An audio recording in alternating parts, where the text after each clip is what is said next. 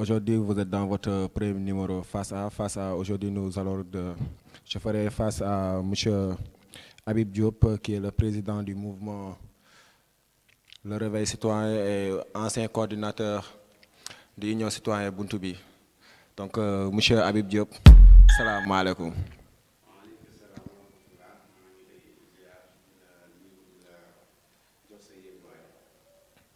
Voilà, donc comme nous le savons, c'est le premier numéro face à. Donc nous allons recevoir aussi tamit wara waxtaan ak monsieur Habib Diop comme présentation ñëw defoon léegi nii. Voilà, monsieur Habib Diop tey suñ la joxee tey pour nga présenter wu kan mooy monsieur Habib Diop.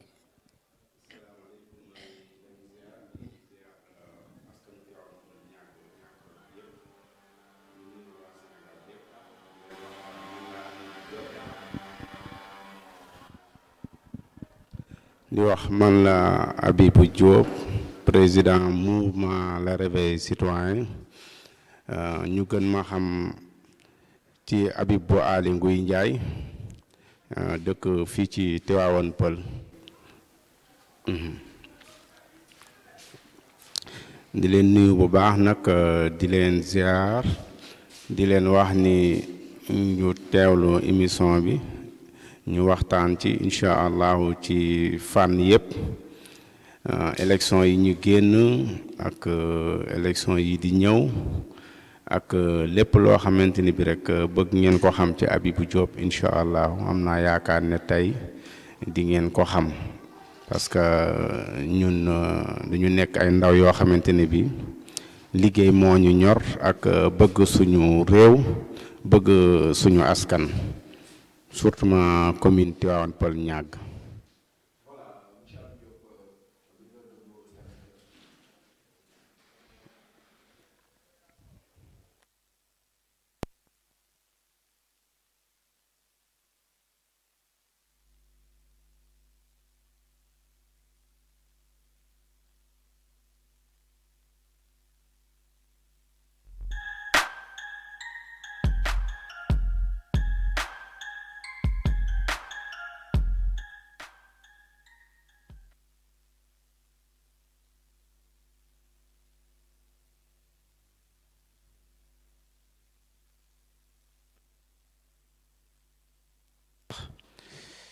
di ci sant ñi ma àndaloon ñëpp ci élection yi parce que maa ngi doon ànd ak benn leader bu ñuy wax Cissé Ka di ko nuyu au passage di ko ñaanal jàmm di ko ñaanal njabootam di ko ñaanal képp koo xamante ni bii maa ngi doon ànd ak yow di wax ne élection yi ñu génn élection yu baax la pour man ci commune Tivaouane Peulh Niague parce que tax na xale yu bëree bëri wane nañ ci seen bopp leader yi bari tamit génn nañ ci te Tivaouane Peulh Niague tamit wane na boppam ci wàllu élection parce que génn nañ vote ji nañ tànn nañ seen leader kon wane nañ ni ñoom am na loo xamante ni bi daal ñu nga fa ba léegi waa commune Tivaouane Peulh Niague.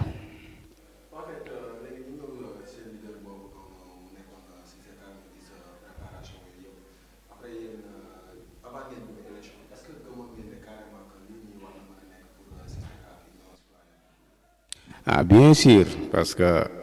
koo gis muy dem ci làmb ja kay dafa bëgg a daan parce que kenn demul élection pour perte te Cissé Ka aussi ji na waa Tivaouane Peulh Niague loo xamante ne bi war nañ ko mën a teg ci bopp commune bi te am na compétence bi vraiment yàlla nag moom mooy fal mooy xool ku ko neex mu fal ko mais am na compétence bi te ci doomu dëkk bi la fi la juddoo ay maamam fi lañ juddoo te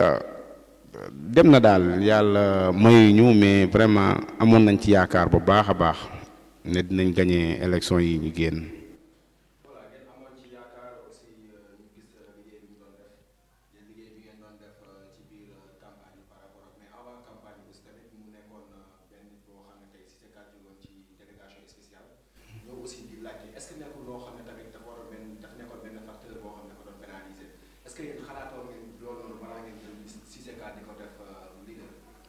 Bien sûr xalaat nañ parce que man y a différents candidats yoo xamante ne bii man consulté woon naa leen avant may consulter Cissé Ka mais moom laa mujj choisir te gisoon naa ci moom yu bëri parce que boo dee xool délégation spéciale bi expérience la ciy jële tax na mu xam commune bi tax na tamit mu xam nan la ñuy yoree gestion maire kon loolu moom lu am solo la ci moom lu am solo la ci moom vraiment parce que man choix bi ma defoon moom vraiment moo nekkoon meilleur choix ci man.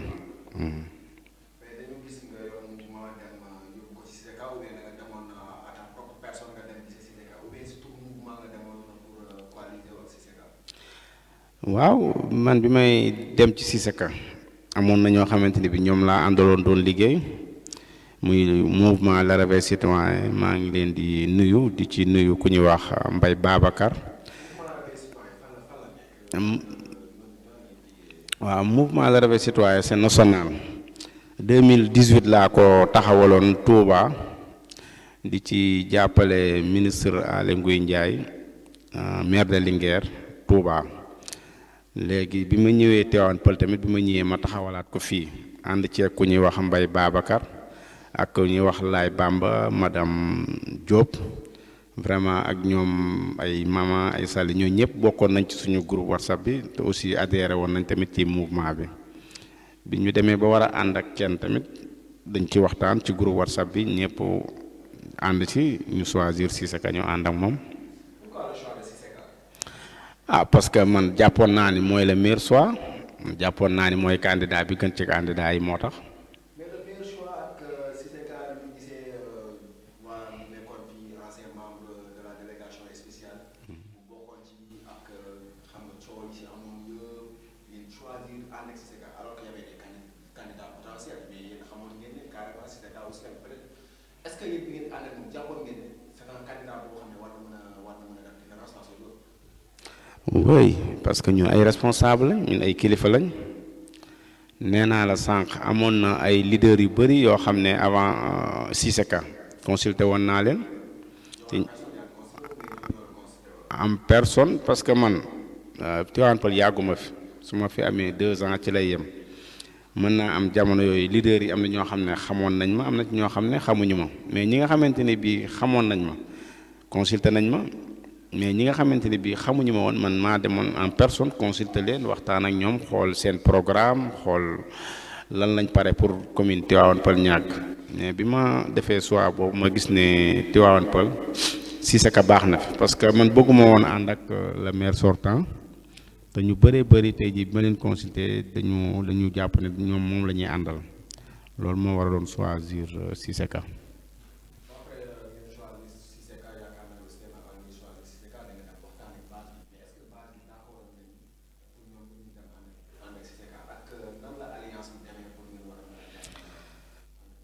waaw parce que Siseka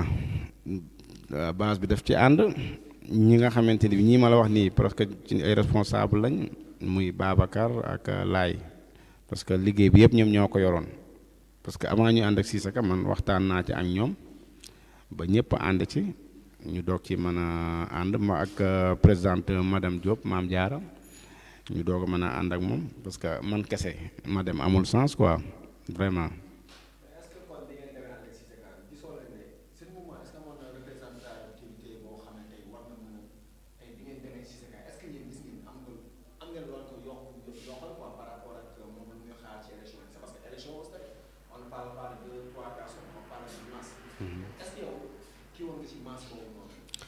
waaw non non man suñu mouvement bi moom ba taxul woon mu nekk en masse noonu parce que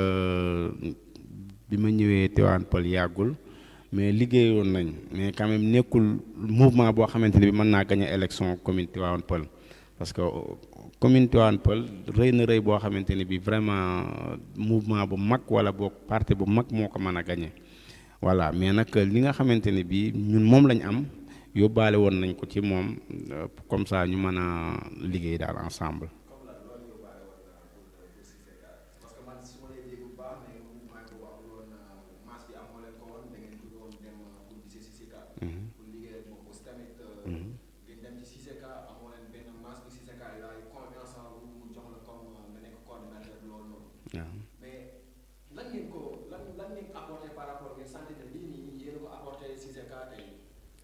waaw xam nga politique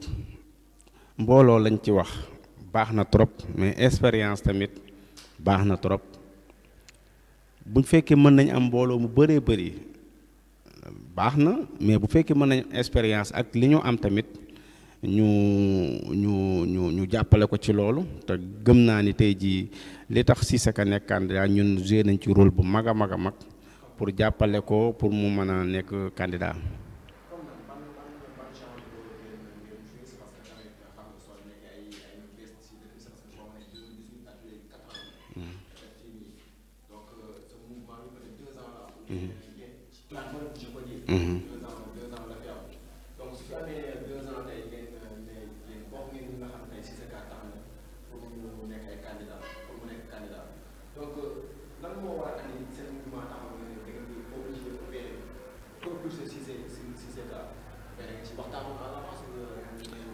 waaw parce que boo dee xool Cissé Ka waxtaan nañ lu yàgg benn avant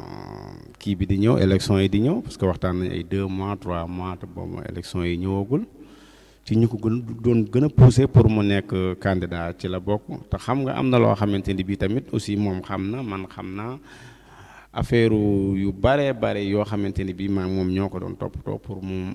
mën a dem ci langue gi loolu daal lu gën a am solo daal yaakaar naa loolu moom ci la bokk.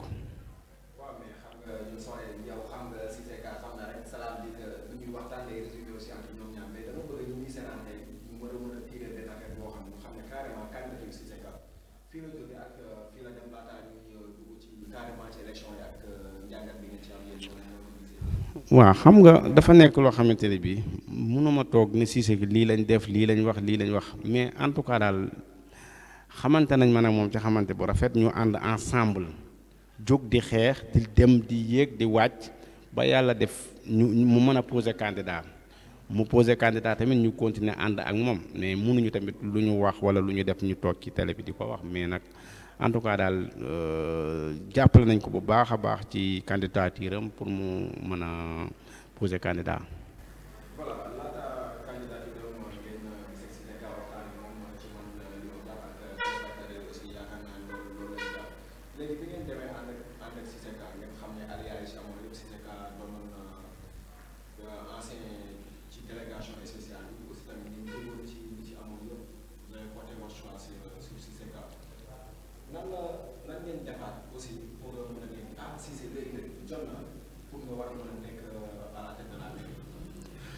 waaw parce que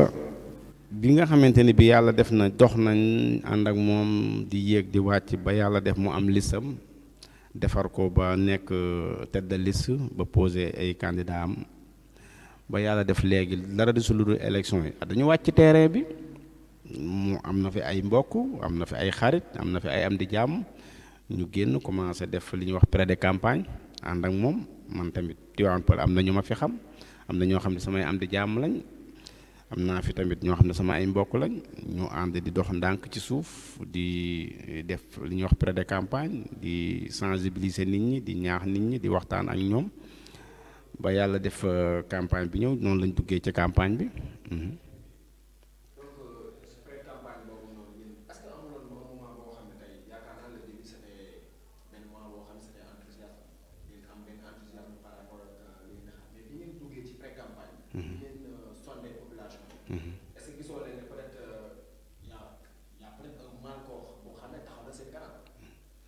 yaa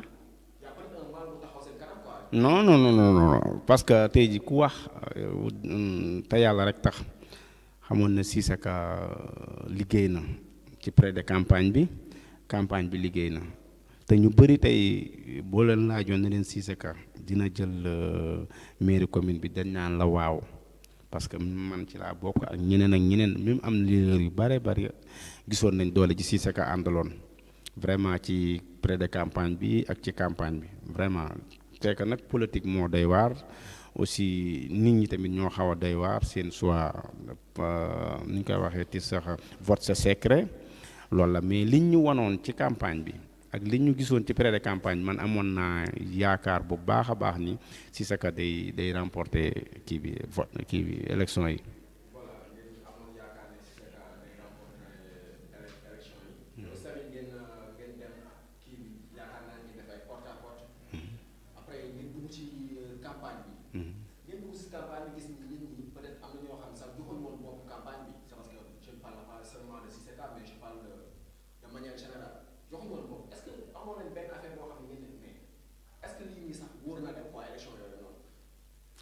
crois pas parce que Cissé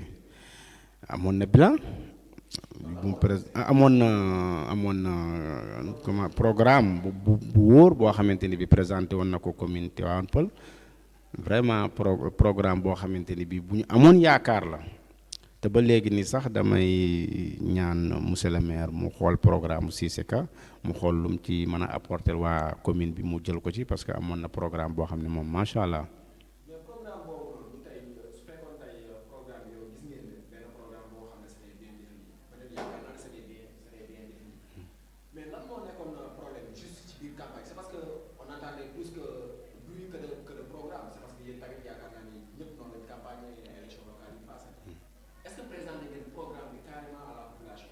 Bien sûr parce que boo dee xool ñun parce que programme aussi mooy gagner élection parce que programme tamit ci la candidat bi mën a sukkandiku ba mën a convaincre citoyens yi parce que boo amul programme nu mu koy waxee ti sax naka ngay mën a campagner parce que amoo bilan amoo programme loolu mënul nekk parce que bu dee maire sortant bi bilan am la mën a présenter. Non, délégation spéciale y a rien à voir ak commune boo xamante ni bi kii dañ ne maire la délégation spéciale benn temps la rek benn 2 mois 3 mois ñu teg la fi pour néggandiku ñu dem def ko commune wala boog ñu indi fi beneen maire kon foofu moom mënoo fa waaw mais aussi tamit même bi nekkee délégation spéciale tamit doon am na lu mu fi def parce que maa ngi dégg ay réalisation yoo xamante ni bi defoon na ko fi bi mu nekkee délégation spéciale.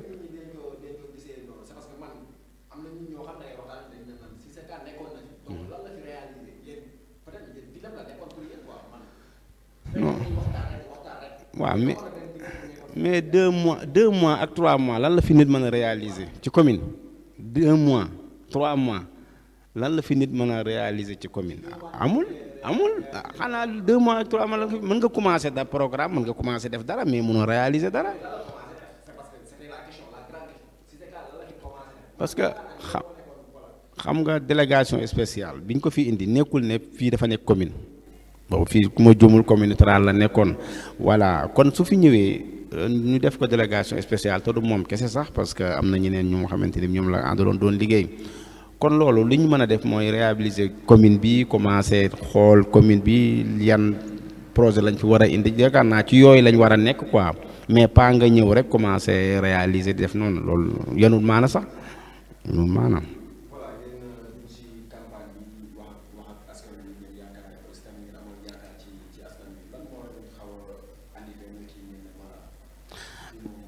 waaw mooy li ñu jàpp moo jàpp yeneen leader yëpp parce que yaakaar naa leader yi demoon yëpp ñëpp amoon nañ yaakaar bu baax sax ne dañuy gagner parce que gis nañ seen campagne gis nañ leen bien sûr man lu may wax dama ko gëm su ma gëmul woon ni Cissé Ka mënul gagner du ma ànd ak moom mais bu may ànd ak moom tamit gis naa ni mën naa gagner avant élection yi di ñëw. bi ñu duggee ci biir campagne bi tamit gisoon naa lu ma amoon naa yaakaar ne dina gagné amoon naa yaakaar dina gagné.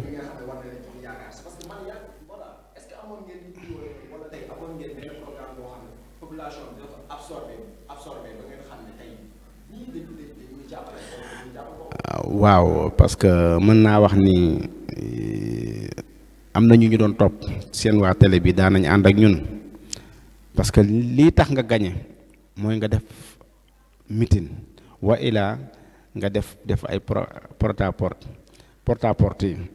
porte yi ñu ngi doon dox normal beneen bi ci des mooy ñi ngi daan bi seetaan mbootaay kalabaas yi fu ñu dem day fees dell dinañu accueillir wan ñu ne ñëw yéen lañ bëgg jox ñu seen kàddu foofu la yaakaar mën a nekk li ci des nag mooy ci mban gàcce ma la loolu yàlla moo ko mën a seede mais vraiment ñun tournée yu ñu doon def yëpp vraiment dañ doon am masse nit ñi dañ doon bëri macha allah te dañ ñu doon jox bopp tamit mais bot c'est secret.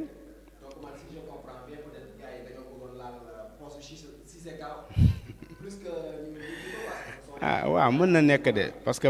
vraiment am nañ déception vraiment am nañ déception bu baax a baax parce que man ku ma waxoon ne duñu gagné du ma ko gëm vraiment waaw te li mu waroon def yëpp tamit def na ko waaw vraiment li mu waroon def yëpp Cissé Ka def na ko posé na candidat voilà dem na seeti ay mbokkam seeti na ay xaritam seeti na am di jàmmam wàcc na ci terrain bi def na campagne waaw vraiment.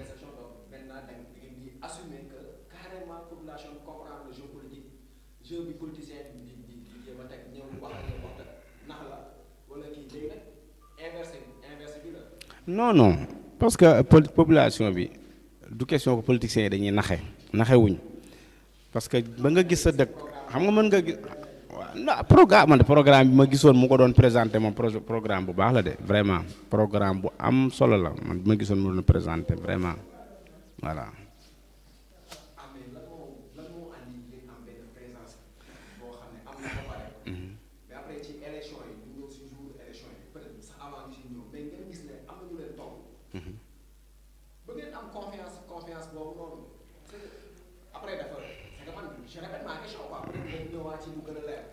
non man naa am da ngaa bëgg ma waxee ko neneen wala boog ma ne xanaa da ngaa bëgg léegi ma ne population bi lii population bi la déedéet parce que gis nga déception candidat yëpp a ko am amul benn candidat boo xam ne day jël caution dem joxe ko def ay parrainage am dem nekk candidat ne du ma gagné amul koo gis mu def loolu rek parce que am na yaakaar ne day gagné mais su tey ji soo fekkee dañu génn gisoo nit wala kenn topp la mën nga wax ne kat du ma gagné wala doo am yaakaar mais man li ma gis vraiment amoon naa yaakaar bu baax a baax a baax amoon naa yaakaar bu baax ne vraiment dina dox daal.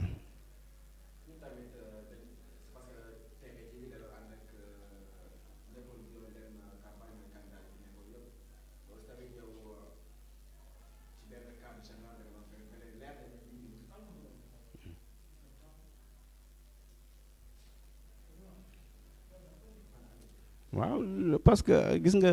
élection moo demee noonu même da ngay gis élection présidentielle yi sax day am da ngay gis candidat boo xamante ni bi day génn parce que après tamit doo comprendre parce que da ngay gis élection présidentielle bu Macky Sall demee fii da ngay gis day fees Mbàkke ñu ne fii Mbàkke nit desu fa nga gis Sonko dem foofu mu mel c'est la même chose nga gis Idrissa Seck dem foofu mais aussi tamit noonu rek la mën a demee noonu la mën a demee parce que ñun moom li nga xamante ni bi war nañ koo def nañ ko. dem nañ élection yàlla dimbali nañu li ñu waroon def yépp def nañ ko yàlla nag mooy maye ndam mooy ñu ndam léegi nag ñoo ngi toog xool leneen pour beneen élection incha allahu rabbi vraiment di ko nuyu au passage di ko massawu parce que tamit élection dafa metti dem élection perte dafa metti trop waxuma la nag nga boole ci sa coono boole ci sa xaalis dem ba pare am déception moom metti na trop trop quoi vraiment. après ñëw dimanche jour élection yi le dimanche ngeen ñëw gërëm di jéem voilà ngeen gis nit ñi commencé ñëw c'est foofu noonu peut-être yaakaar naa ne foofu la pression était insoutenable. non man moom jour élection laa gën a am yaakaar sax campagne bi vraiment parce que gis naa fa ay xar kanam yoo xamante ni bii vraiment amoon naa yaakaar ni dinañ gagné waaw déception bi daal mi ngi commencé bi ñu ubbee bureau de vote vraiment parce que man jour boobu école ba laa yendoo ba presque ba 1h moins 1h du matin maa ngi foofu vraiment mais boobu laa gënoon am yaakaar daal ne dinañ gagné daal.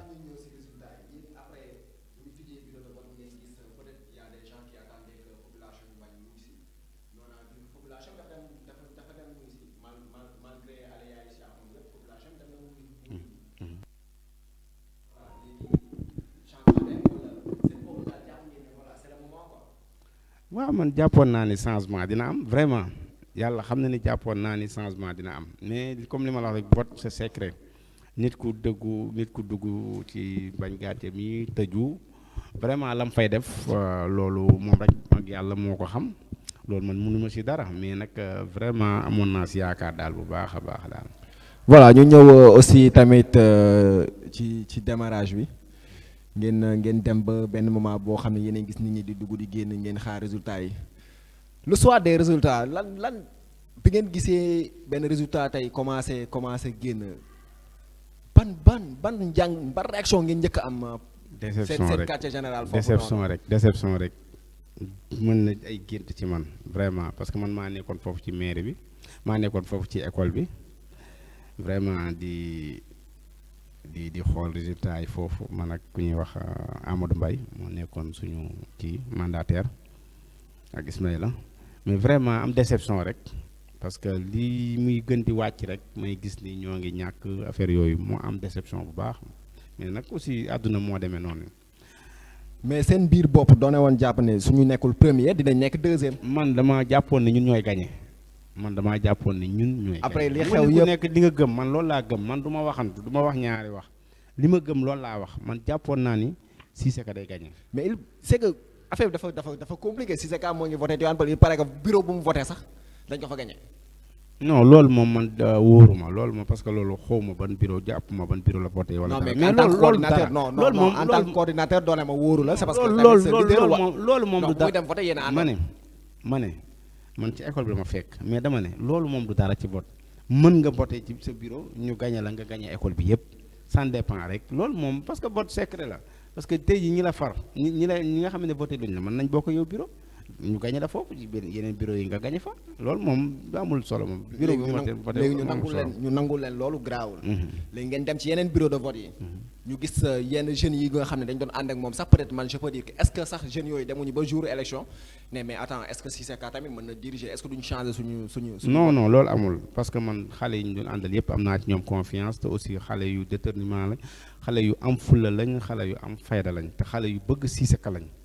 waaw parce que dañu toppoon Cissé Ka. mais est-ce que bëgg kese doy na xam nga tamit bëgg kese doyul quoi. parce que bëgg mooy lépp.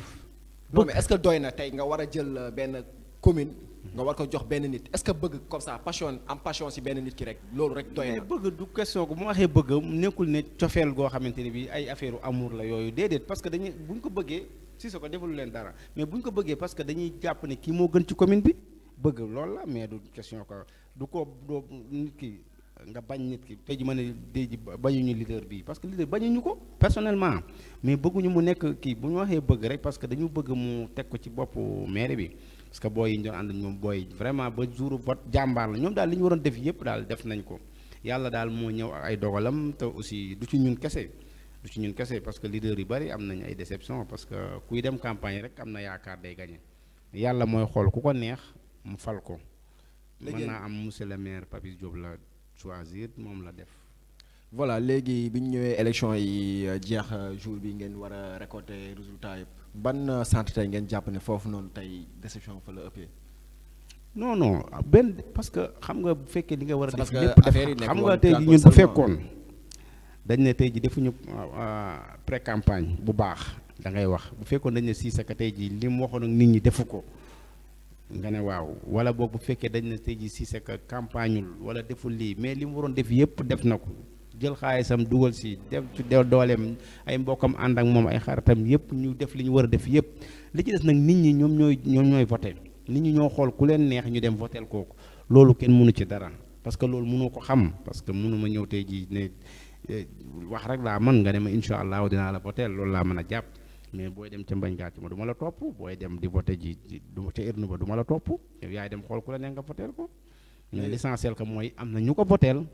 parce que am na 500 et quelques voix parce que 500 et quelques du ñaari nit du ñett ban c'est que quand je parle de déception fan ngeen jàpp ne foofu noonu tey waru ngeen fa am voilà loo xam ne tey score boo xam ne war na leen may doole tuuti mais fan ngeen toog ngeen xam ne sentir ne fii nii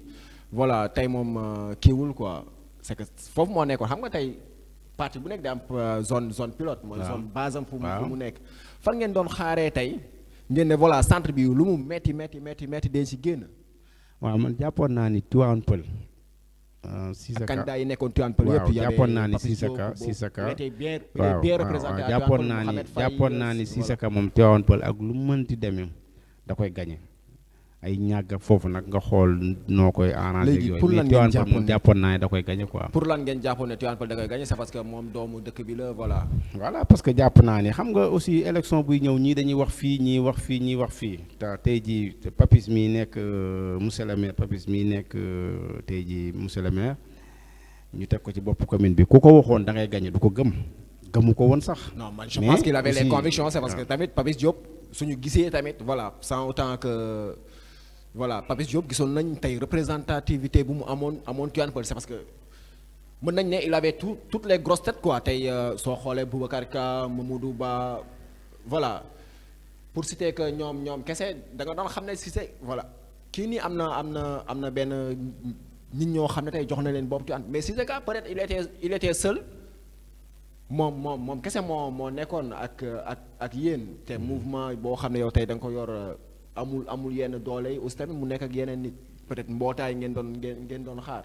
te gis nañ aussi tamit élection moyen la mais ngeen bëgg a basé wu ci Tivaouane Peulh lan moo andi ngeen bëgg a basé ci Tivaouane Peulh ak. mais Armada à part Benno Bokk Yaakaar ban parti moo fa dem ànd ak coalition amul parce que ñi fi nekkoon ñëpp presque benn parti lañ demee woon kon mën naa wax tamit ne aussi moom li mu waroon def na ko tey parti yëpp Benno Bokk Yaakaar kese moo fi demoon ak coalition mais yeneen ci des yëpp benn parti lañ demee te ku ci nekk li nga waroon am tamit am nga ko xam nga tamit aussi du nit ki xam nga du nit mooy gañe nit en personne du moom mooy gañe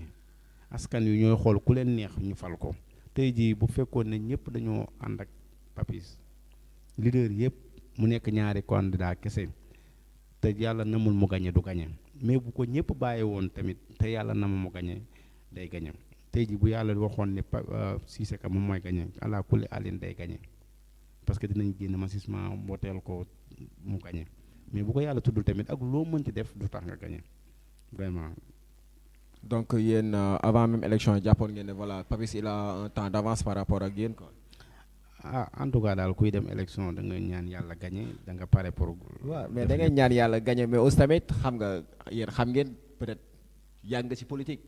yéen xam ngeen koo xam ne tey Papis il avait son bilan à défendre et c'était un bilan boo xam ne. jàpp ngeen xam nga man mënu ma waxal ñëpp man sama bopp laa mën a waxal man. non mais xam nga soo nekkee coordinateur man je pense coordinateur voilà yow da nga nekkoon au centre des actions et des débats. su ma gëmul woon ni Cissé Ka su ma gëmul woon ni Cissé Ka du gagné wallaahi lancim du ma ànd ak moom. billaahi wallaahi wa taalaahi gëm ko moo tax ma ànd ak moom parce que man Benno Bokk Yaakaar laa bokk mën naa am dama ko génn dem ci Union Citoyenne bunt bi mais vrai que presque moom Benno Bokk Yaakaar soreewul mais dama gëm ni kii war na mën a gañe moo tax ma dama ànd ak moom fekkee awma ci lu may sikk sàkk wala lii du ma ànd ci Benno Bokk Yaakaar boobu xam naa ci lañ jéem a wax tuuti c'est parce que tamit ñu bëri dañ doon naan Union Citoyenne buntu bi benn liste parallèle de Benno Bokk Yaakaar la woon même au niveau national sax gars yi dañ ko doon wax. yëpp parallèle la bu Mohamed Faye parallèle la bu Ibrahima Sonko Ibrahima Sissoko parce que ñoom ñëpp ay Benno Bokk Yaakaar lañ Ndoye Benno Bokk Yaakaar la bokk kon fii ñi fi nekk ñëpp ay Benno Bokk Yaakaar lañ mën na wax ni ñëpp parallèle la. donc ay liste Benno Bokk Yaakaar lañ voilà. donc cela veut dire que tey même suñu fi jëloon Papis Diop c'est du Papis Diop aussi. non xam nga commune du présidentielle commune bi ñoom ñooy xool ku ñu am yaakaar ne kii buñ ko falee mu mën leen a dimbali ci seen mettit mën leen a dimbali ci seen coono ñu fal ko du Benno Bokk Yaakaar du PS du APR du keneen mën nga nekk beneen liste boo xam ne kenn xamula parce que commune bi amee yaakaar ci yow ñu voté la. non mais élection locale yi dafa amoon particularité. c'est parce que élection locale yi au niveau même national da ngay xam ne carrément fii voilà soo xoolee Yewwi Askan Wi percée bu mu def. du question que kii mais xam nga même au niveau local tey Yewwi Askan Wi da ngay gis tey defoon na dara même si que fii amul woon si je m'abuse pas aussi tamit mais c'est que dañuy naan local mais aussi am na au niveau national tey ñoo xam ne tey am na liste yoo xam ne ils sont bien représentés nga xam ne tey liste bi tey voilà mën na def différence. ma wax la benn affaire dama lay jox benn exemple rek muy Géejawaay Ahmed Aïdara xam nga moo gañee Géejawaay ak Yewwi Askan bi est-ce que moom tey jii su fekkoon ne dem na ci beneen parti bu dul Yewwi Askan Wi dina nekk maire de Géejawaay du ko nekk parce que bu amee opportunité nekk maire de Guédiawaye parce que Yewwi Askan Wi la dem xam nga na ma yàlla baal sax léegi maanaam sénégalais léegi dañu jël benn phénomène mooy dañuy xewal parce que duñ dem sax ba xool li leen arrangé parce que gis nga nit ki ngay sànni sa carte da nga ko war a xam da nga war a xam ni kii war na la mën a jëriñ lii wala war na la jëriñ mais parti boo ci basé woo ba fal ci nit mën nga ci am ay tolof mën nga ci am ay regret yu baree bari te yu baree bari tey jii am na candidat yu bëri yeewi lañ demee moo tax tey jii ñu gagné mais imaginel tey jii maire ba bu fekkoon beneen liste la demee du mës a gagné kon nga xam ne maire bi voté luñ ko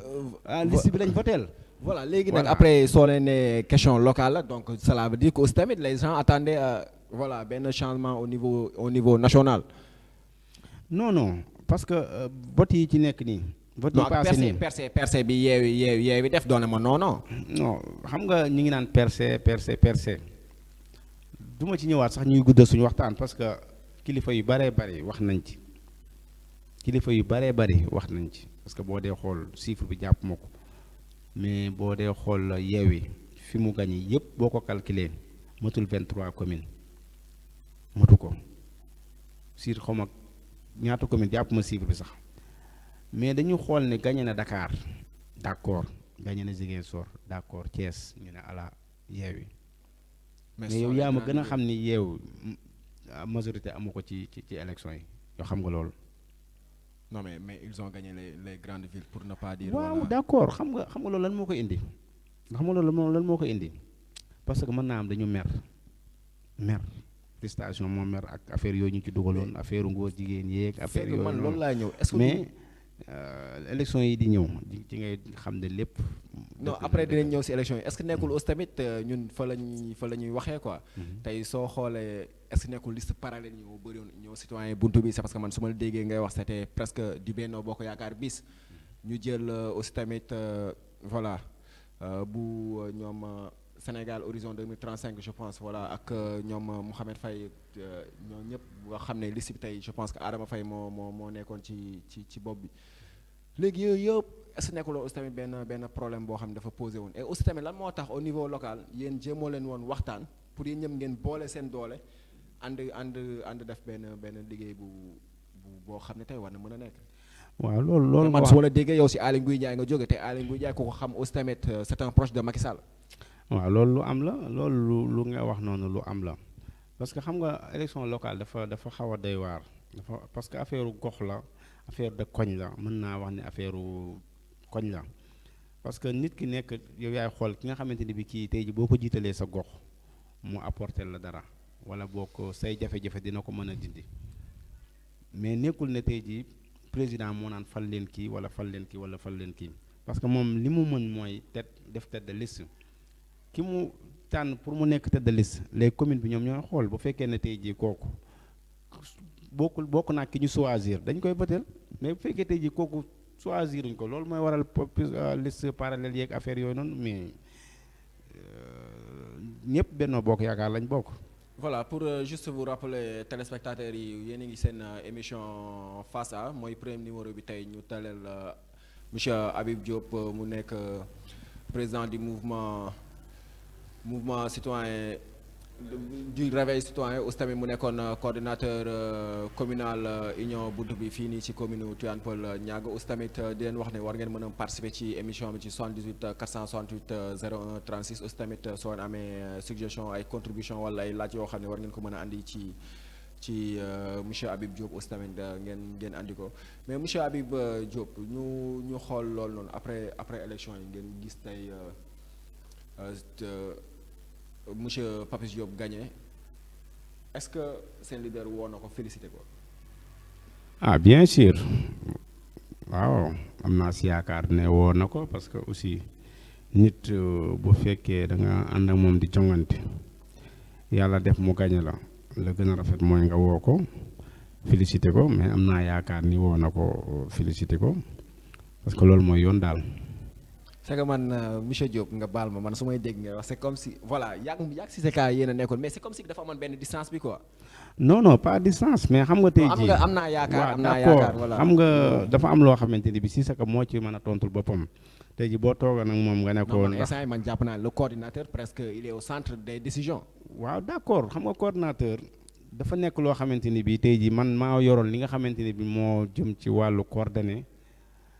élection yi. mais nekkul na tey jii man maay secrétaire am ba di ko wooteel wala ma xam ku muy woo wala ku mu wóor mais boo ma laajee comme ni nga ma laajee nii lu jëm ci wàllu élection yeeg yooyu dama la ci leeralal mais ki muy woo ak kum dul woo moom loolu secrétaire moo ko mën a xam wala moom mën koo xam moom ci moom. donc man si je comprends bien c'est leader c'était un soliste quoi si c'est cas peut-être voilà moom il faisait les choses en solo quoi. non damaa wax li nga xam ne moom mooy am rek te yow li nga wax sax xam nga ne loolu mooy lu leer. non man kay parce que tey jii bu demee bay woo Papis man mën naa ko xanaa buy woo Papis di ko féliciter du ma woo ne coordinateur kaay wala di mais moom mën na toog am comme candidat la mu woo ko waxtaan ak moom waxtaan ak Papis doo xam ne man du ma ko fekkee du ma ko yëg mais bu dee lu jëm ci wàllu élection yi nag loo ma si laaj parce que lépp sama loxo la nekkoon mën naa la ci leeralal. voilà après loolu noonu Papis Diop yàlla tegaat ko fii pour son deuxième mandat yéen tey yaakaar naa ne tey Papis tey su woon seen leader war ngeen war a mën a toog waxtaan ak moom ak liggéey ak moom. waaw man daal xam nga la laa xaar bu ma Cissé woowee Cissé ka daal bu ma woowee ne ma Papis Diop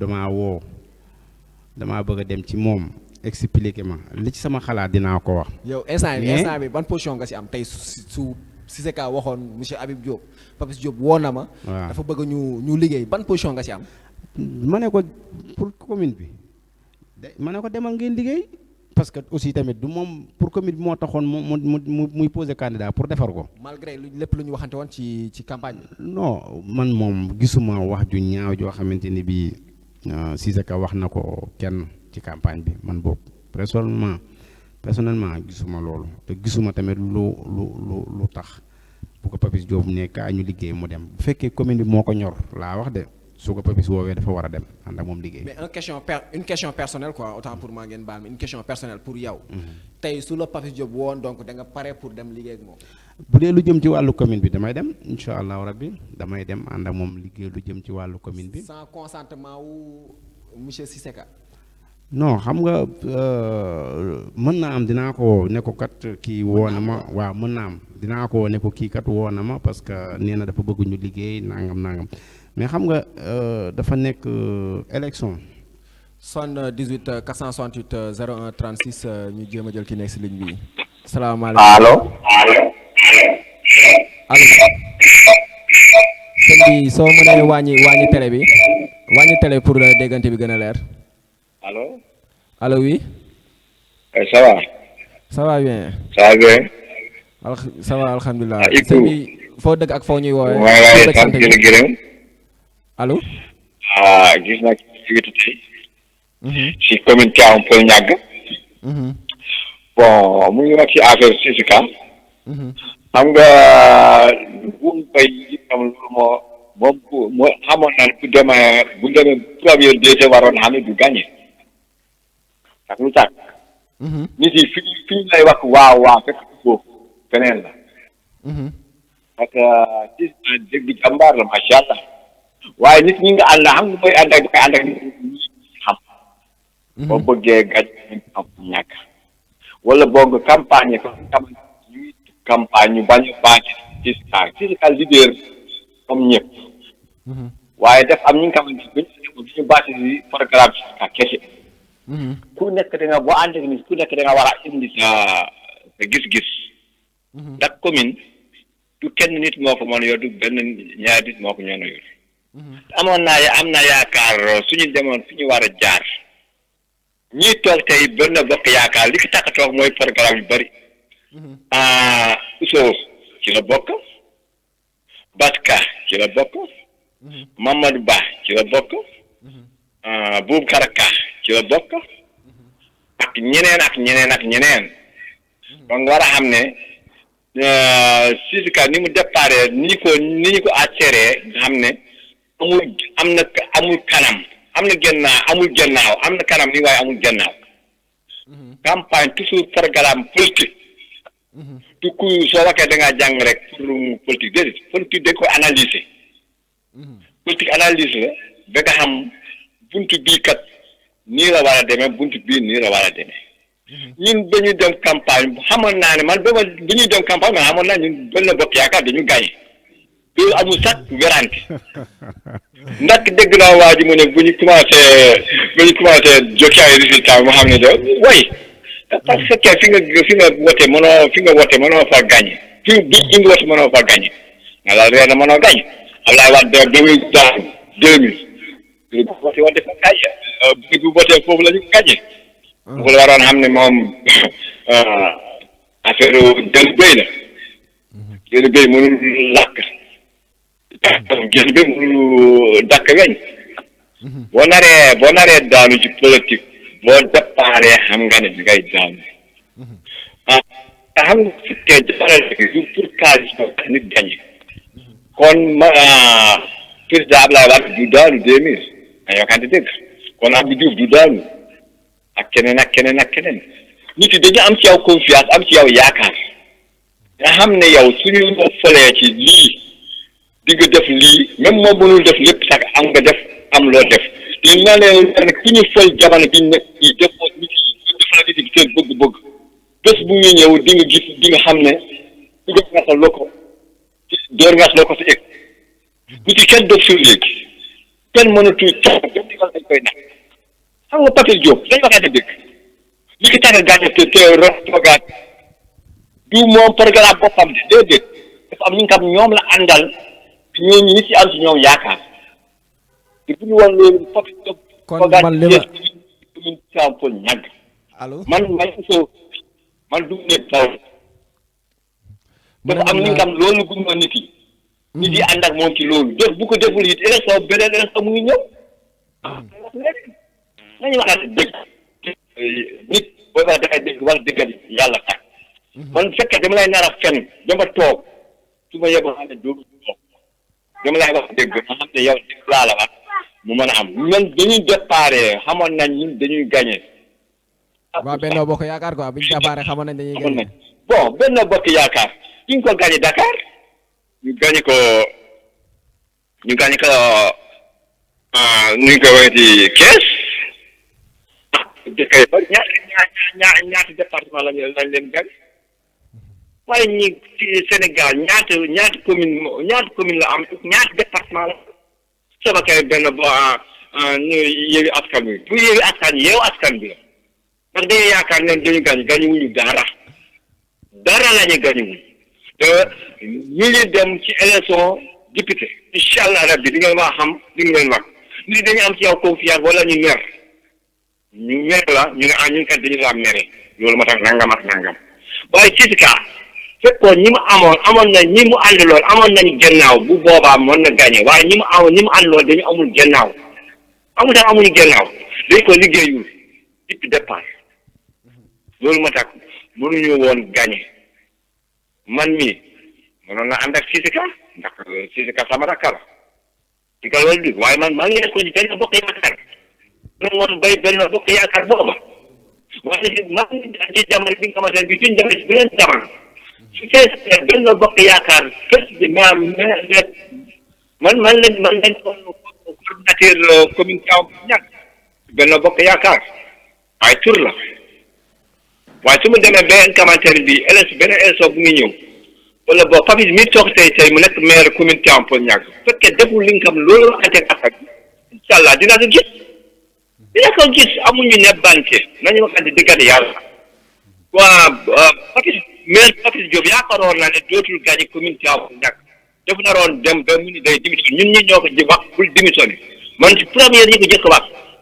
man mii ci Ousso keroo baayu Boubacar Ka moo gaañu woon keroo dëj mu ne mooy day bay politique ba nekk ñu la tegoon bay ñu la kon dangay toog ba ñu nga xam ñoo la foloon ñu ne la léegi dañu laa folli yaakaar naa ne ko war a wax waaye foloo sa bopp mënoo fol sa bopp mënoo folli sa bopp ñu la foloon ñoo la mën a folaat ñoo ñu la foloon ñoo la mën a folli loolu moo am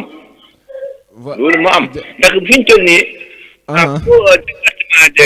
commune Tivaouane Peulh ñàgg benn nit mënu koo gaañ fi ñu toll nii jamono bi ñu toll nii tellement waa ji wax ne lu am solo ndax yaatuwaay bi nga xamante ne bii Sisika bu fekkoon ñi ma amoon nañu gennaaw comme waa ji li mu wax nii amoon nañu gennaaw kanam kon mënoon na am ndax même bu moo nekkul lu premier yi dina waroon na am deuxième même ñun ñi yaakaaroon nañu deuxième bu moom mooy nekk deuxième waaye nit ay warkat lañu. ay warkat lañ dañuy war li ñu lay wax ak li ñuy def ça fait deux. mais yaakaar naa ne man may Ousso Ousso nekk sam tuuti man li may wax dem koy wax ci télé laa koy wax am ñu ne bari ñu kam di ñu ko xam naa seetaan man ku ma nag tey suba boo ma naree ndax man sama lamiñ doy laa soo ma naree ni moom moo wax Papis nekk lu ko tax toogaat fii dafa am lu mu gëmloo nit yi dafa am lu ñu tam loolu lañ yaakaar ci moom aussi fekkee defu kii bu beneen yoonee golo xam na boo tee doomam. voilà yaakaar naa ne aussi tamit Ousou Ngoné kaddu yi dégg nañ ko bu baax aussi tamit gis nañ njàngaat bu mu ci am mais ñoo ngi koy xaar aussi tamit moom tamit fii nii pour mu war a mën a ñëw waxtaan ak ñun di ko sant di ko gërëm aussi tamit ci intervention bu mu def. dama yaakaar ne dafa ñëwaat en arrière ci par rapport ak ci li ñu doon waxtaanee aussi tamit mu nekk en avance ci li ñu jëm mooy les élections législatives xam naa après dinañ ci ñëw mais da nga nekkoon ci point boo xam ne yaa ngi doon développé. waaw damay nuyu suñu papa Ousou di ko jaajëfal di ko wax ni kontaan nañ trop ci woote bi mu def. parce que day dëggal li ma doon wax rek nekk nit ñi liñ lay wax ak li ñuy def du nekk benn kon ñoo ngi koy sant bu baax ci. monsieur Habib xam naa ñu jëlaat keneen ki nekk si ligne 78 468 01 36 salaamaaleykum. waaleykum salaam wa rahmatulah. waaw sëñ bi est-ce que doo wàññi sa télé tuuti ñu déggante bi gën a leer. ok waaw. voilà soo ñu mënee jox tur bi ak fi ñu woowee sëñ bi wàññil télé bi s'il te plaît. wàññi naa télé bi ça va na ngeen def. waaw ñoo ngi fi sant yàlla alhamdulilah tur bi ak foo ñuy woowee. Cheikh Tidiane Ndiaye. Cheikh Tidiane Ndiaye waaw. Tivaouane Peulh. Tivaouane Peulh. ça va na ngeen def yéen a ngi ci jàmm. waaw ñoo ngi si jàmm alhamdulilah noo jàngatee ci waxtaan bu ñu nekk aussi tamit lan nga si bëgg a andi. waaw li mu si bëgg a indi lenn rek la. kii Papis Diop comme ni ko Ousou waxee léegi ñoom Ousou ñoom ñoo jàppale ji woon Papis Diop ak ñoom Mamadou Ba Papis Diop te li weex yi ñu doon defar fii nii jal yëpp da koo bàyyiwaat foofa sareet yi ñoo ko tonni waat ñoom Mamadou Ba kilifa lañ ci Tivaouane Peulh mais ñoom ñëpp dañoo dem ànd jeeg moom ne dañuy dem ànd ak Benno Bokk Yaakaar. mais est-ce que ñoom li mu wax lañu àndal en personne est-ce que nekkul Benno Bokk Yaakaar lañ demoon àndali ji c'est parce que Benno moo tegoon comme Papis Diop kii tête de liste. waaw dama ne Mamadou Ba du cuune Mohamed Faye ni mu def ba am fitu demal boppam Mamadou Ba loolu la waroon a def mu gëm boppam. mais du ñu toog tey ba heure bii di wax ne li mu liggéeyal daf ñoo war ak nangam non man ànduma ak ñoom ci loolu ñuy wax Tivaouane Peulh ku ko bëgg a defar da nga fiy dëkk xam fan mooy Tivaouane Peulh dina yéex a avancé Tivaouane Peulh dina yéex a avancé parce que li waral loolu ku nekk sa intérêt personnel moo la tax a jóg te loolu taxulul réew. voilà je pense que passé nañ période élection yi instant yi ñoo ngi ci dañ doon waxtaan rek ci après élection yi mais suñu bëggee aussi tamit ngeen jégal ñu aussi tamit ñu bañ a personnaliser un peu le débat voilà ñu wax ci cadre général rek xam nga tey aussi tamit ku nekk tey loo xam ne passé na peut-être yenn kii waruñu ko si jéem a war a mën a yëkkati ngeen baal ñu rek. waaw d'accord waaw mais xam nga comme ci génn léegi maa ngi fàtte tur bi comme loolu mu wax ne dañ ñoo nax nangam loolu moo tax ma wax loolu ma wax noonu mais encore une fois Papis Diop nga xam ne yeneen élection mu ngi ci kanamam na wan nit ñi loo xamante ni seen xel dina mën a dal ñi koy wooteel mën ko wooteelaat mais li ñu gis nii départ bii nii li muy xeeñ dal neexut salaamaaleykum wa rahmatullah.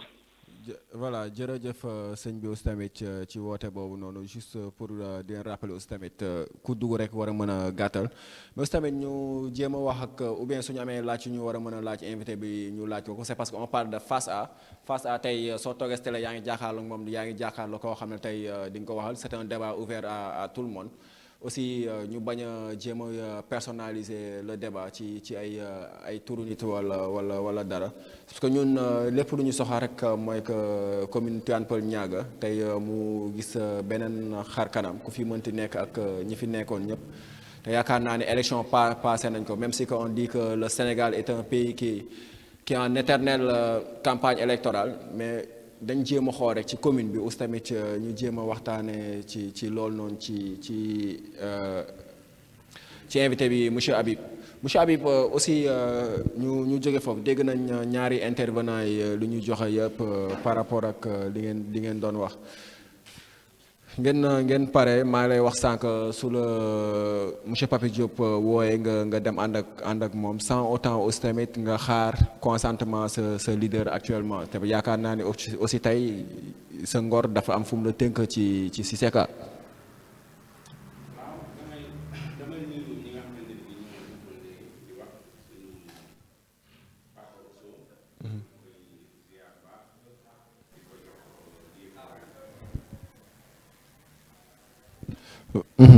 di ko jox yéeg waayam vraiment mu nekk kilifa fii ci commune Tivaouane Peulh kon Papa Ousso ñoo ngi lay ziar li nga wax tamit lu xel mën a nangu la parce que élection boo fay dem fokk nga am mbooloo fokk nga ànd ak ñoo xamante ni bi dañuy am yaakaar ci ñoom loolu mooy gagné élection loolu moom dëgg la mais na fekk tamit nga am bilan bu baax wala bokk nga am programme boo xamante ni bii di nga ko mën a présenter nit ñi pour mu doy leen vraiment ñoo ngi lay jaajëfal di jaajëfal kii mujjee génn léegi di wax ni man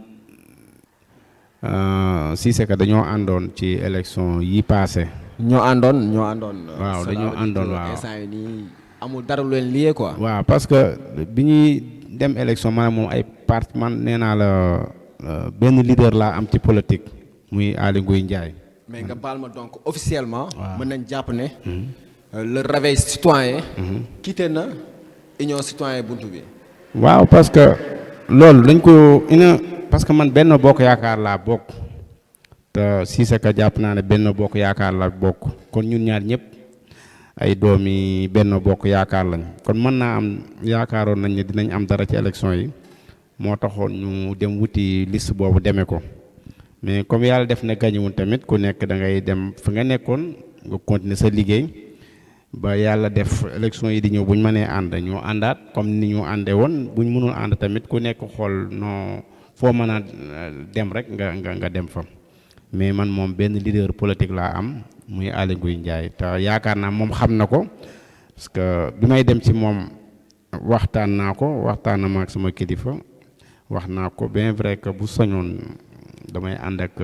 Benno Bokk Yaakaar mais affaire commune moom affaire commune la te wax na ma ko ni ma su ma soñoon de Habibou Benno Bokk Yaakaar ngay toog mais dafa nekk ni municipal yi moom affaire de commune la du affaire de parti loolu moo taxoon ma dem ànd ak Siseka mais pour l'instant ni moom maa ngi continuer sama liggéey di soutenir sama mentor ministre Aly Ngouille maire de Linguère di jàppale tamit président Macky Sall. donc ñun suñu jàppee bu baax léegi daal dellu nga Benno Bokk Yaakaar est-ce que déggante nga ci nga xam ne tey ñoo représenté Benno Bokk Yaakaar ci commune bi.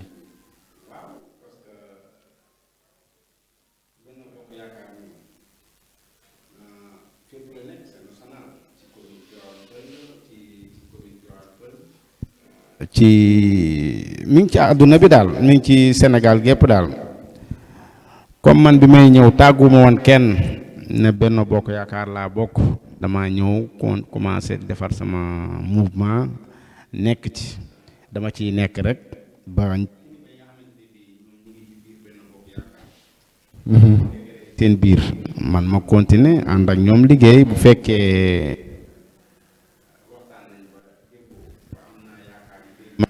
ñoom liggéey ma ànd ak ñoom liggéey su ma ko liw tamit man ma continuer ci sama mouvement continuer ak sama ay jigéen continuer. bon léegi yaakaar naa ne dégg nañ officiellement tey mën nañ déclarer monsieur Habib Diop léegi jóge na union citoyen buntu bi dellu na carrément ci Benno Bokk Yaakaar ci loolu noonu aussi tamit ñu jéem a ubbi benn brèche tey ci li ñuy waxtaanee ci élection législative yi après aussi tamit ñu ñëw sa activité yi nga xam ne tey da nga koy mëne actuellement ci wàllu politique Sénégal ban njàngat tey nga ci xool ak coow li ci commencé am problème caution problème de parrainage yow tey ban njàngat nga ci am. waaw jàngat bi ma ci am mooy législative yi moom ku amul ginnaaw yaakaar naa doo mën a nekk candidat parce que parrainage yi ministre de l'intérieur exigé na ko te xam naa ne dinañ ko def incha allahu rabbi te pour nga nekk candidat foog nga am ay parrainage te parrainage fii ci Sénégal yombul parce que bu fekkee da ngaa bëgg a am 5 candidats wala 6 ku nekk bëgg a am parrainage yaakaar naa du yomb daal fii ci commune bi te aussi même parti yi tamit sawaruñ ci pour dem ci parce que xam nañ li ci parrainage kon am naa yaakaar ne daal loolu jafe-jafe lay nekk ci parti yeneen yi nga xamante ni yu ndaw bëgg a nekk. mais est-ce que jàppoon donc est-ce que jàppoon ne li ñëpp di wax aussi tamit est-ce que du dëgg c'est parce que tamit est-ce nekkul président dafa voilà wala président mën nañ ne président sax c'est parce que tamit moom mooy diriger actuellement te élection yi aussi tamit c'est au niveau de son camp lañ koy organiser. Quand je parle au niveau de son camp c'est que ministère de l'intérieur carrément c'est rattaché à la présidence voilà est-ce que nekkul dafa nekk voilà di segg nit ñi carrément war a wala ou bien war a mën a tànn tey ñi war a mën a dem ak moom élection. non loolu candidat yi lay dimbali parce que nga joxe sa caution mu wóor na li tey ji yow mënoo am 2% parrainage yi su ma juumul 2% la xaw ma 1% ah des fois gars yi dañ ko yóbbu ba 0, doo ko mën a am. kon yow da lay wóor nit boo demee élection da ngay ñàkk sa coono ñàkk sa xaalis sonal nit ñi kon yaakaar naa parrainage benn sondage la boo xamante ni bii leader bu nekk war na cee mën a natt boppam xool ba xam tey jii kii su ma demee dinaa am dara wala su ma demee du ma am dara parce que bu fekkee yow mënoo matale sa ay parrainage nga bëgg ne da ngaa bëgg a nekk candidat kon da ngay sonal sa bopp sonal ñi nga àndal. yàq sa alal yàq sa xaalis. voilà monsieur Habib Diop 78 468 01 36 salaamaaleykum. voilà kooku yaakaar naa ne dem na mais monsieur Habib Diop est-ce que tey gënul woon ñu am benn liberté boo xam ne ku nekk war na mën a jóg rek nekk candidat su fekkee am nga tey loo xam ne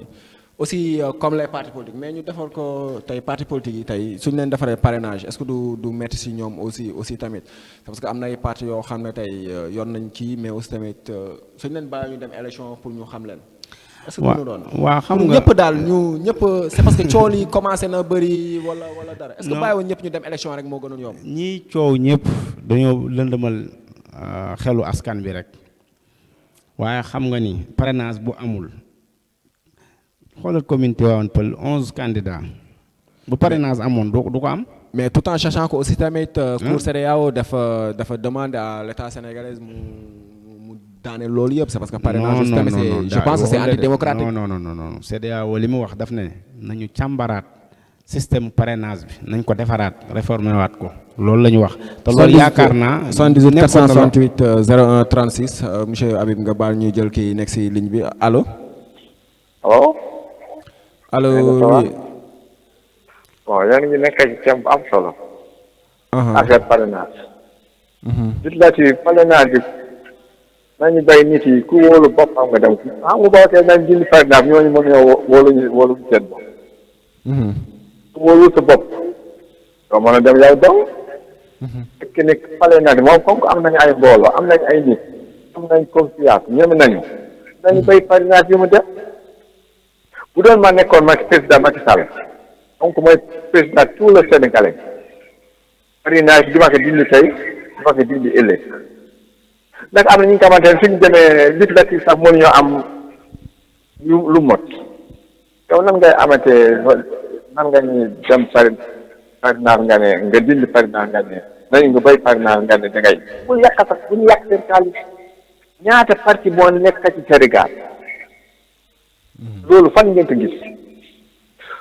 demal Amérique parrainage am na fa demal France parrainage am na fa li ma jàngu yëpp xam naa teg li ñuy liggéey bu fekkee foofu amul parrainage comme du Sénégal dañuy xool ñu def la analyse ba ñu am ci yow yaakaar nga xam ne kii kat mën na nekk nangam ñu def la ko France amul foofu président amoon benn mandat tam am benn mandat est-ce que loolu mos ngeen ko gis France donc lañ ko mos a gis yaakaar naa fekkee jiwuma mais comme kon nag parrainage bi ku wóolu boppam na bay parrainage bi mu dem même ñun ñi nga xamante ni sax amuñu lan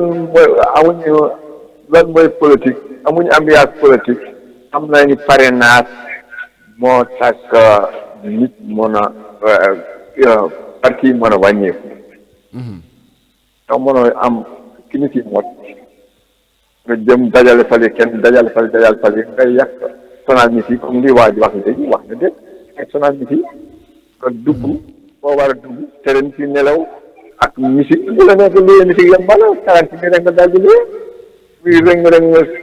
baate mbedda yi kenn mënatul dem ñi mënatul dëkk man ne nañu bay parrainage man de d'accord naa ci parrainage bi nañu